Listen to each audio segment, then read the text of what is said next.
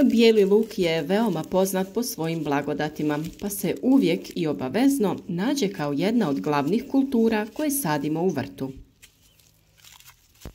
Duže vremena zauzima prostor za uzgoj, pa se tlo mora kvalitetno pripremiti. Bijeli luk na otvorenom može se proizvoditi u 2 roka za sadnju. U proljeće se sade lukovice takozvanog proljetnog luka, dok se bijeli luk koji se sadi u jesen naziva ozimi ili jesenjak. Proljetni bijeli luk se od jesenskog razlikuje po veličini lukovica i broju češnjeva u njima. Proljetni naime ima manju glavicu i više sitnijih češnjeva, dok jesenski ima veću glavicu i manji broj, ali krupnijih češnjeva. Ali proljetne glavice traju duže, čvršće su i bogatije eteričnim uljima. Za oba je zajedničko to da ih ne treba proizvoditi na kiselom zemljištu. Imaju izrazite zahtjeve prema ishrani i ista im je agrotehnika. Ukoliko vas zanima uzgoj biljaka u vrtu, ostanite s nama jer svakodnevno na našem kanalu objavljujemo novi savjet za uspješno vrtlarenje, a rezultate možete uvijek vidjeti u našim videima, te uz preporučene korake biti jednako uspješni. Obratite pažnju i na nagradno pitanje jer ćemo najaktivnije pratitelje obradovati vrijednim poklonima. Prvo što smo mi učinili jeste dezinfekcija lukovica kako bi ih zaštitili od štetnika i bolesti. Link za taj video koji detaljno prikazuje taj postupak i objavljen je prije samo nekoliko dana biti će u opisu ovog videa, pa nipošto nemojte preskočiti taj važan korak. Drugi vrlo važan korak jeste priprema zemljišta. Prije same sadnje obradili smo zemljište kako bi bilo rahlo i lako se moglo obaviti sve potrebne mjere. Od ostataka biljaka i stajnjaka sami pripremamo kompost, te ga u glistincu prerađuju kalifornijske gliste. To je idealno hranjivo za sve biljke o kojem smo dosta govorili. Njega dodajemo po površini tla, 1 kg po kvadratnom metru, te dobro izmiješamo sa tlom. O dobrobiti pepela drveta smo dosta govorili, pa je on sljedeće što dodajemo po površini.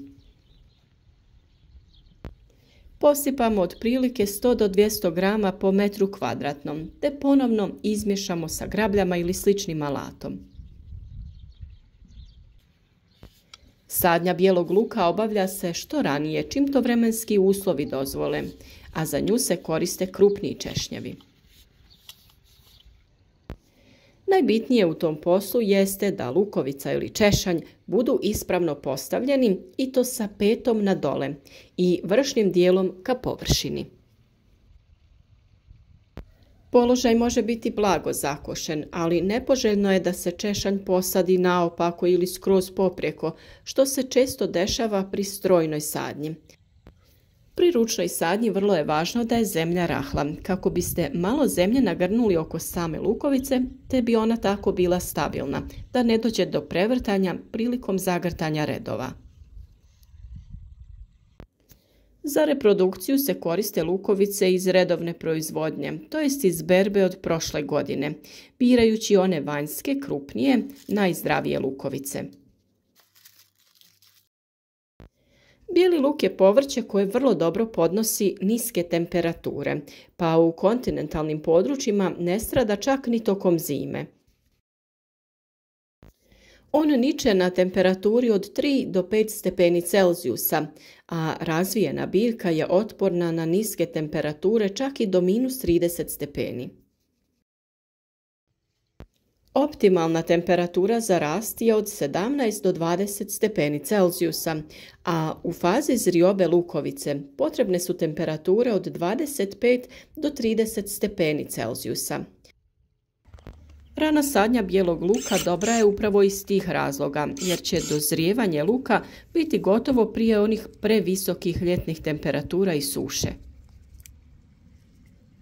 Bijeli luk se sadi u dobro pripremljeno zemljište na dubinu od 4 do 5 cm u jesen i 2 do 3 cm u proljeće. Sadi se u trake, to jest redove, u zavisnosti od potreba i mogućnosti. Ti redovi trebaju biti razmaka od 30 cm, a u redu razmak između češnjeva treba biti oko 10 do 12 cm. Ukoliko su agrometeorološki uslovi povoljni, to jest vremenske prilike, jesenji bijeli luk se sadi u oktobru, a proljetni u martu, mada nije kasno ni da se posadi u aprilu. Ipak u svakom slučaju, kao što sam rekla, bolja je ranija sjetva, jer najvažniji preduslov uspješne proizvodnje bijelog luka je pravilno odabrati vrijeme sadnje. Sadnju bi bilo dobro obaviti što ranije, već krajem februara ili početkom marta, ako to ti vremenski uslovi i stanje zemljišta dozvoljavaju. Na istoj parceli bijeli luk sadi se tek nakon 3 do 4 godine. Kada je riječ o uslovima za uspijevanje, moglo bi se reći da su zahtjevi pomalo specifični. Iako je već rečeno da bijeli luk ne treba uzgajati na kiselim zemljištima, ukoliko se netko ipak odluči za uzgoj na takvom zemljištu, u godini prije sadnje, to jest na jesen, bilo bi dobro obaviti kalcifikaciju tla. O toj temi smo također nedavno govorili, pa video potražite na našem kanalu. Bijeli luk ne podnosi monokulturu, pa ga ne treba uzgajati nakon biljaka iz iste porodice. Za proljetnu sadnju poželjno je organska hranjiva unijeti u jesen pri osnovnoj obradi tla, kada se mogu unijeti i mineralna hranjiva ukoliko ih koristite.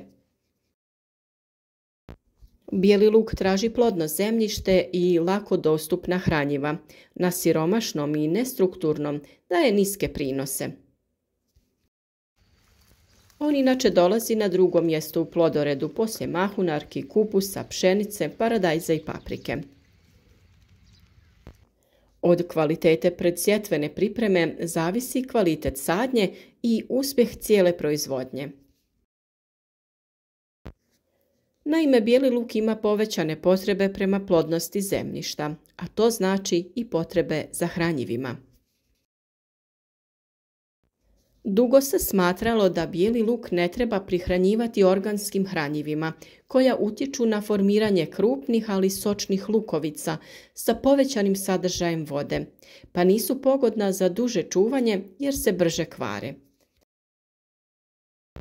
Međutim, praksa i neka istraživanja pokazali su da primjena zgorelog stajnjaka povoljno utječe na povećanje prinosa i kvaliteta bijelog luka. Zato se preporučuje primjena zgorelog stajnjaka koji treba unijeti u jesen.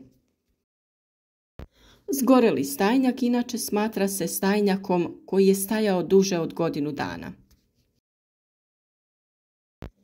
Luk ima izrazite zahtjeve prema azotu koji najviše iskorištava, a koji se i najviše ispira u zemljištu.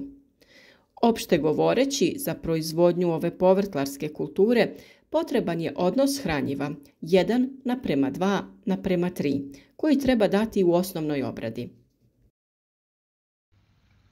Sama njega bijelog luka sastoji se od zaštite biljaka od korova, štetočina, prihrani i navodnjavanju. Mehanička njega teško je izvodiva zbog gušće sadnje, pa se zato preporučuje pravovremeno uklanjanje korova plijevenjem. Navodnjavanje je svakako poželjno, a norma navodnjavanja kreće se do maksimalnih 35 mm na lakšim zemljištima. U fazi nakon sadnje, 10-ak dana, u periodu intenzivnog rasta listova i formiranja lukovica, bijeli luk ima izrazite zahtjeve prema vodi.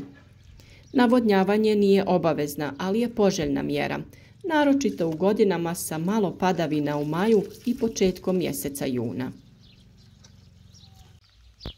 Prilikom dozrijevanja lukovica, kao i mnoge druge biljke, tako i bijeli luk, ima veće potrebe za kalijem i fosforom, koji su zaduženi za ono kvalitetno formiranje krupnih i čvrstih glavica luka. Najjednostavniji način da mu se to osigura su razna peletirana hranjiva. Ono što mi preporučujemo jeste primjena pepela. Najbolje bi bilo napraviti rastvor sa vodom i koristiti prilikom zalijevanja ili prskati folijarno preko lista. Za pripremu ove otopine potrebno je 250 g pepela koji se otopi u 10 litara vode. Sve se to dobro pomiješa i ostavi na sobnoj temperaturi nekoliko dana. Nakon toga može se koristiti za zalijevanje. Na ovaj način prihranjujemo lukovice i dajemo neophodne nutrijente kako bi se zdravo razvijale i pri tome bile otpornije na napad štetnika i bolesti. Vrlo je važno pravilno pripremiti sadni materijal i zemljište u koje sadimo bijeli luk.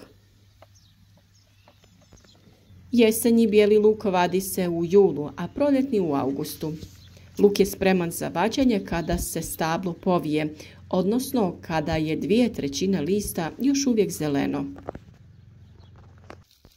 Potrebno je vaditi ga iz tla po suhom i toplom vremenu, a odmah po vađenju treba ga sušiti na sjenovitom i provjetrenom mjestu. A kao što sam rekla, nastavljamo i dalje sa darivanjem i najaktivniji pratitelji mogu osvojiti vrijedne poklone. Kako bi vam olakšali, i danas smo pripremili pitanje čiji odgovor trebate napisati u komentaru. Pitanje glasi: koja je razlika između jesenjeg i proljetnog bijelog luka? Naravno, i dalje u komentarima možete pisati sve što vas zanima, vaša pitanja i iskustva.